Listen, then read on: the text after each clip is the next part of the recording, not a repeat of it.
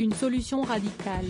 Ce vendredi 6 mai, Anne-Elisabeth Lemoine recevait Patrick Hernandez sur le plateau de C'est à vous.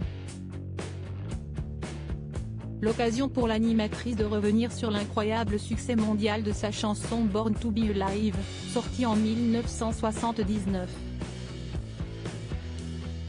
27 millions de singles, 20 000 disques vendus par jour, 56 disques d'or, le titre numéro 1 dans 26 pays. Ça reste aux États-Unis le troisième tube le plus vendu, jamais détrôné depuis, a-t-elle rappelé avant d'ajouter, si est-il l'époque où vous provoquez des émeutes dans les aéroports. Une célébrité qui forçait parfois le chanteur à être exfiltré façon Carlos Ghosn dans des malles, lors de ses déplacements au Brésil.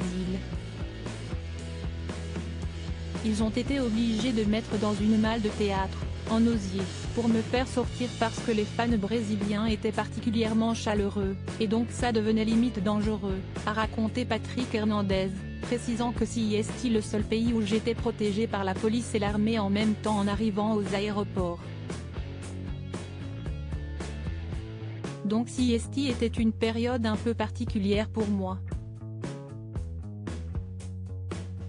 Patrick Hernandez, je suis passé très rapidement à autre chose plus qu'une période particulière, il s'agissait même d'une période insensée, a insisté Anne-Elisabeth Lemoine.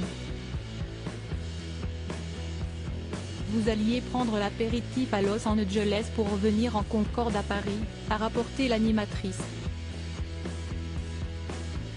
Tout à fait, et c'était des choses qui m'avaient amusé pendant un temps, mais je me suis rendu compte très vite que ce n'était pas la manière dont j'avais envie de vivre ma vie, donc je suis passé très rapidement à autre chose, a conclu Patrick Hernandez. Une folie éphémère qui a donc vite lassé l'artiste mais qui continue tout de même de faire danser le monde entier grâce à son plus célèbre tube. Loading Widget.